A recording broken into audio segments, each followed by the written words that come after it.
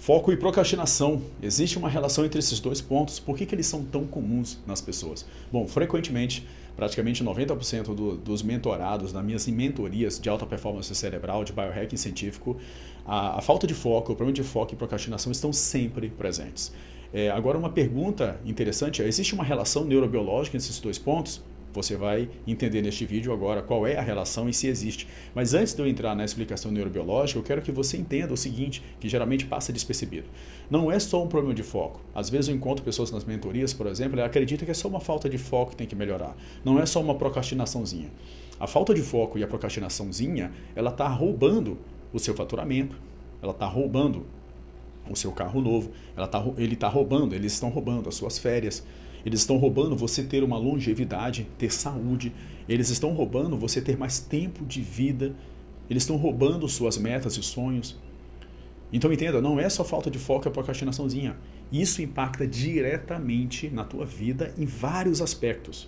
Então você precisa encontrar uma forma de enxergar o foco, a falta de foco e a procrastinação como uma guerra. Você precisa vencê-los, porque eles estão destruindo o seu sucesso, crescimento e felicidade em vários aspectos. O primeiro ponto é este. O segundo ponto, vamos lá para a resposta desse vídeo. Existe uma relação? Sim, existe uma relação. E qual é a relação entre a falta de foco e procrastinação para ser tão comum assim no dia a dia? A relação está dentro do neuromodulador dopamina. A dopamina é muito famosa hoje em dia, está relacionada a N funções cerebrais, entre elas o Parkinson, por exemplo. Nós temos 5 centros dopaminérgicos no cérebro, um desses centros são vias diferentes, um desses centros, por exemplo, está envolvido com o Parkinson, né, através da substância nigra, Parkinson Pacta, o putamen é uma via específica. Existe uma outra via, que é alvo do nosso vídeo agora, que é a via mesocortical, que está relacionada aqui ao córtex pré-frontal. Sai lá do núcleo accumbens, do núcleos da base, e vai para o córtex pré-frontal. É a via de interesse aqui. Qual é a relação entre o foco e a procrastinação?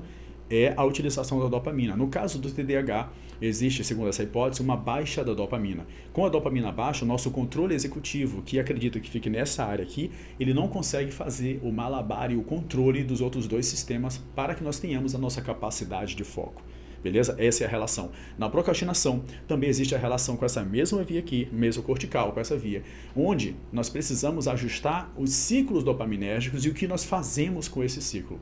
Então, a dopamina é o centro de congruência entre esses dois pontos, é o centro de interseção entre esses dois pontos do foco e também da procrastinação. Para você entender um pouquinho da neurobiologia da procrastinação, entenda que aqui nesse microfone, como se fosse a base, imagina que nós temos níveis diferentes. Nós temos picos e vales da dopamina e nós temos o nível basal. O nível basal fica ali em média 3 a 4 disparos por segundo desses neurônios dopaminérgicos. Quando nós ganhamos, temos algum resultado de algum objetivo, quando nós conseguimos alguma conquista, uma recompensa, nós temos picos dopaminérgicos diferentes. Por exemplo, quando no resultado, por exemplo, de sexo aumenta em nível 5 vezes o nível basal.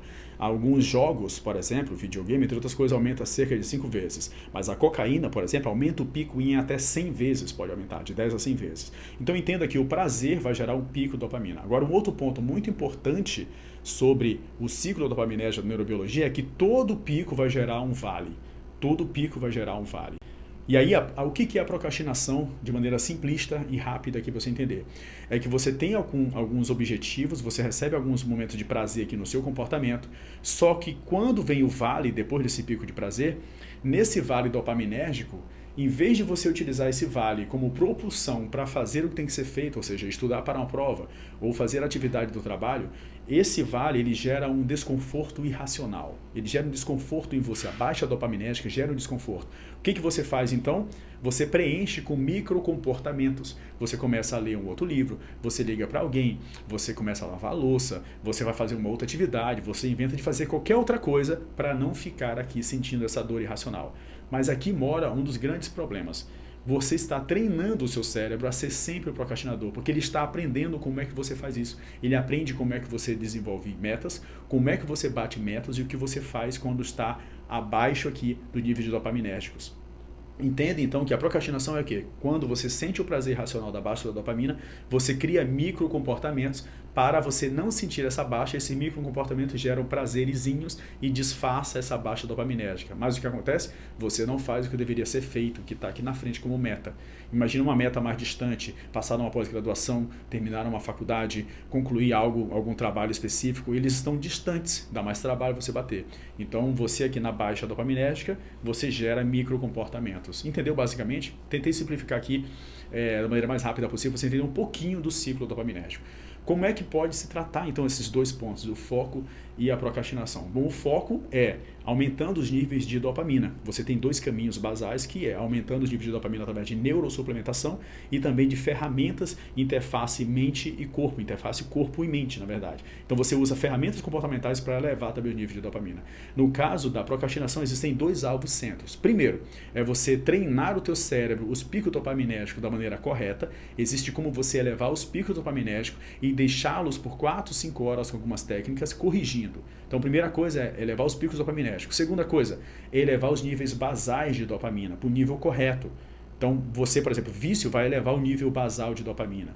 E vai ter várias outras consequências que eu não vou entrar aqui nesse vídeo. Basicamente, então, você regular os picos dopaminérgicos, você regular o nível basal dopaminérgico e, principalmente, no caso da procrastinação, você treinar o seu cérebro novamente, o que ele deve fazer na baixa de dopamina.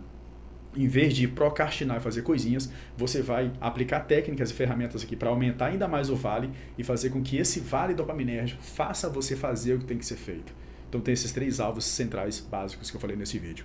Então, para concluir, entenda, sim, existe uma relação direta entre a falta de foco e a procrastinação, como acontece com muitas pessoas, e o centro de tudo é a dopamina. E sim, você pode tratar e vencer essas limitações sem medicamentos, utilizando estratégias de neurosuplementação e estratégias também da interface corpo e cérebro. Você consegue, através de ferramentas comportamentais, modular o seu cérebro também, sem papo furado de internet, e conseguir grandes resultados e com ferramentas validadas pela neurociência.